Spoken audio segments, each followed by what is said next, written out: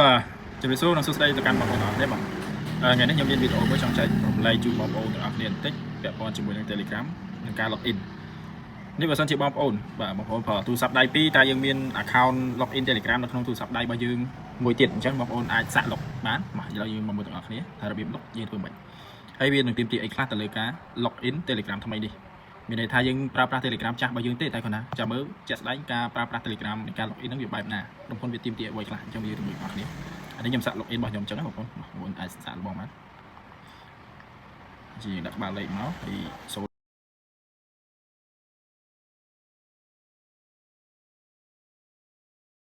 រាល់បងប្អូនទាំងអស់គ្នាគាត់ login ទៅ load បែបនេះនេះមានន័យថា Telegram ទាមទារឲ្យយើងក្នុងការបង់ប្រាក់ហើយបងប្អូនទាំងអស់គ្នាតែជាក់ស្ដែងទូរស័ព្ទមានន័យថា Telegram របស់ខ្ញុំនេះបានបង់ប្រាក់ជាមួយ Telegram ហើយខ្ញុំប្រើនៅក្នុងទូរស័ព្ទដៃរបស់ខ្ញុំមួយទៀតដែលកំពុងថតនេះ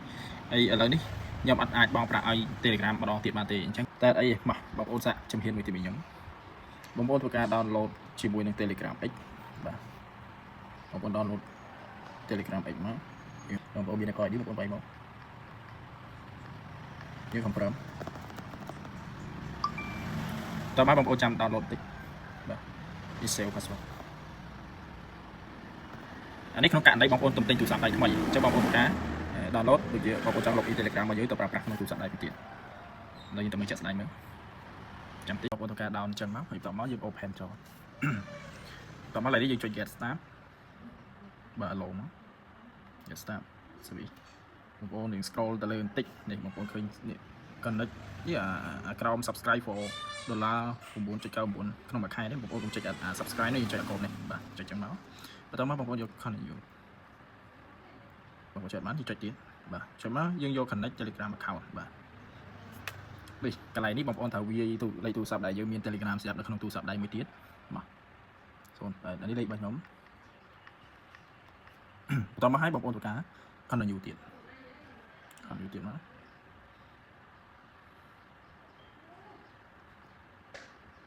បាទអញ្ចឹងលេខកូដហ្នឹងគឺ Telegram នឹងផ្ញើសារទៅកាន់ app របស់យើងដែលយើងមានក្នុងទូរស័ព្ទស្រាប់ណាបងប្អូនអរគ្នាអានេះជាវិធីសាស្ត្រមួយធ្វើឲ្យដល់យើងអស់លុយហើយមុនបងប្អូនជានៅក្នុងដំណាក់កាលនៃការ login នៅក្នុង Telegram បងប្អូនតេស្តមើលនៅ Telegram សិនកាន់ Telegram នៅក្នុងទូរស័ព្ទដៃដែលយើង download មកទៀតសិនណាឥឡូវបងប្អូនទាំងអស់គ្នាយើងចូលទៅយកលេខកូដទាំងអស់គ្នាចាំតិចអញ្ចឹងបងប្អូនទៅមើលក្នុង app ទាំងអស់គ្នានៅ Telegram នឹងផ្ញើសារលេខកូដមកនេះជាលេខកូដរបស់ខ្ញុំបងប្អូនបាយមក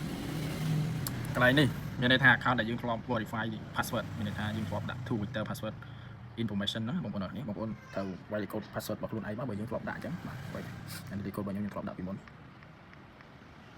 បងប្អូនធ្លាប់ដាក់បងប្អូនវាយចូលដែរមកតែបើយើងអត់ដែរដាក់ទេយើងប៉ុណ្ណាចុច continue ទៅវិញអត់មានចាំបាច់អីបាទអញ្ចឹងខ្ញុំចូលប្រើប្រាស់ Telegram ខ្ញុំបានប្រើប្រាស់ធម្មតាអត់តអីទេយើង select មកបងប្អូនno មកបាទអញ្ចឹង Telegram នេះយើងអាចប្រើប្រាស់បានធម្មតាវិញនេះអានេះដែលលេខកូដដែលយើងដែលគេផ្ញើឲ្យមិញហ្នឹងបងប្អូនអរគ្នាលេខកូដនេះ70000អានោះមកដូចជាការស្រាច់អញ្ចឹងវិធីរបៀបនេះគឺធ្វើឲ្យយើងនឹងអត់ចំណាយក្នុងការទិញ Telegram ច្រើនលើកច្រើនសារហើយការប្រើប្រាស់គឺអត់មានបញ្ហាអីទេគឺយើងអាចប្រើបានដូចកម្មវិធី Telegram យើងធម្មតាដែរបងប្អូនចង់ voice សលេងក៏បានទាំងអស់នេះខ្ញុំសាក់តេស្តក្នុងការ call មើល call តើបានឬមិនបានយើងធ្វើការតេស្ត call មក call បានអត់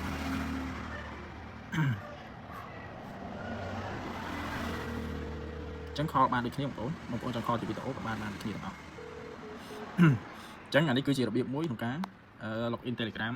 ដែលយើងមានស្រាប់ចូលមកក្នុងទូរស័ព្ទដៃមួយទៀតអានេះបើសិនជាបងប្អូនប្រើប្រាស់ទូរស័ព្ទដៃពីរអញ្ចឹងណាបងប្អូនអរគ្នា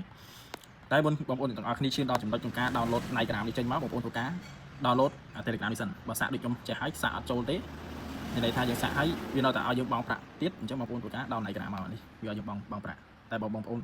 download ហើយបងប្អូនសាក login វាផ្ញើលេខកូដទៅកម្មវិធី Telegram ដែលមាននឹង app ស្រាប់នៅក្នុងទូរស័ព្ទដៃយើងមួយទៀតយើង login ទៅវាចូលបានធម្មតាតែក្នុងករណីថាបើបងប្អូន login អត់ចូលទេបងប្អូន download នេះមកអានេះប្រើប្រាស់ដូច Telegram វាធម្មតាបានដូចគ្នាអញ្ចឹងវីដេអូនេះគឺមានតែប៉ុណ្្នឹងទេបងប្អូនទាំងគ្នាហើយបងប្អូនមានចម្ងល់អីបងប្អូនអាចឆាតមកសួរខ្ញុំបានរាល់ចំណុចខ្វះខាតគឺខ្ញុំនៅមានទេបងប្អូនទាំងអស់គ្នានេះខ្ញុំអនុវត្តជាក់ស្ដែងបងប្អូនមើលអញ្ចឹងតែបងប្អូនឆ្ងល់ក្នុងចំណុចណាបងប្អូនអាច comment សួរឬក៏បងប្អូនអាចឆាត share message មកខ្ញុំបានបាទអរគុណច្រើនបងប្អូនទាំងគ្នាសម្រាប់ការតាមដានទស្សនាវីដេអូអរគុណច្រើន